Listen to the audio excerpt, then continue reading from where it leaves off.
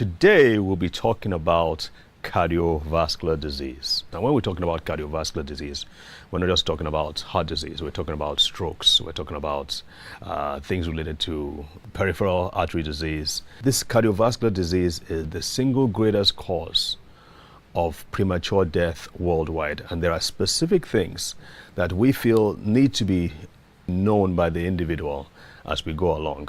So I'm going to go to the board now and draw a few things.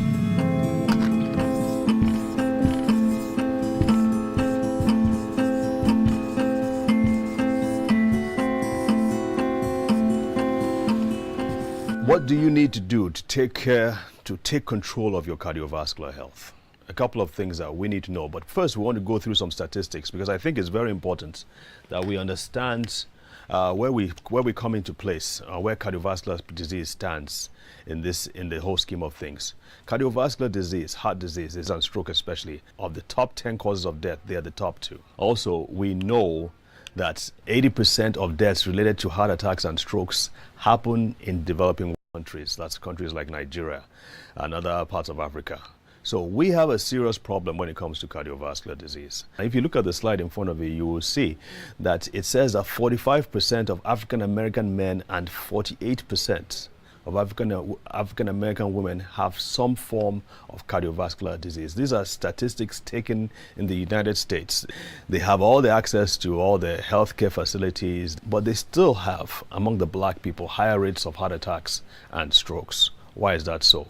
We're going to look into some of these as we go further down in the program and try to understand exactly what it is about black people that makes us more prone to things like heart attacks and strokes.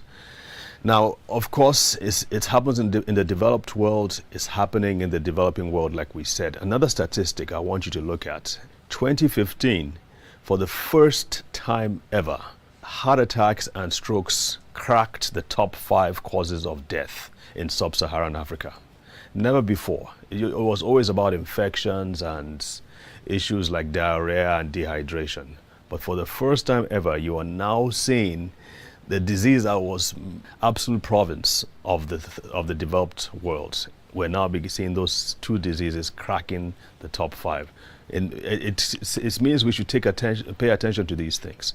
And I have a personal experience, and of course my professional experience also point to the fact that black people seem to be much more prone to this condition.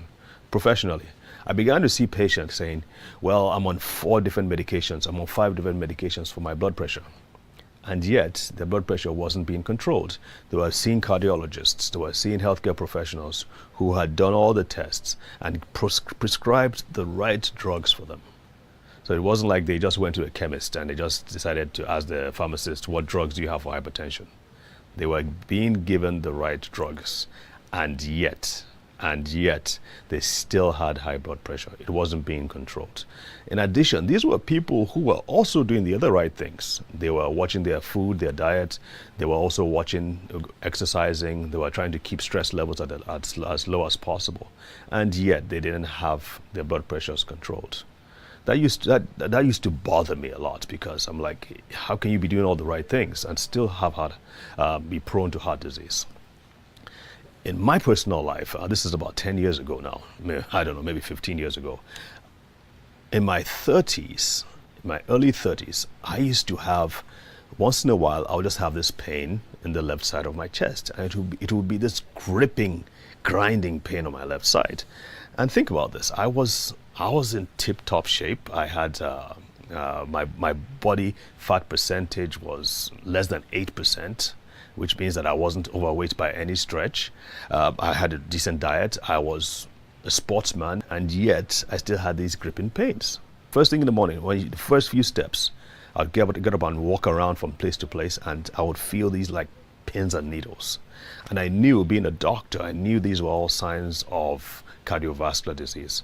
So that got me thinking. My blood pressure was normal. So I'm like, what is going on? And so it got me thinking, what is it about me? Am I just special? Special in a bad way? Or was it just that I, as a black person, I had issues? And so that got me thinking and got me really searching.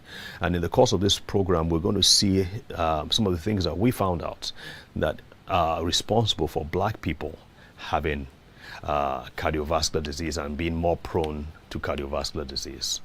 And I think this is also a clarion call too to all individuals everywhere. You cannot take things for granted. You need to stay on top of things. I had a patient who in his 60s, he said he didn't have high blood pressure. He had never had high blood pressure before.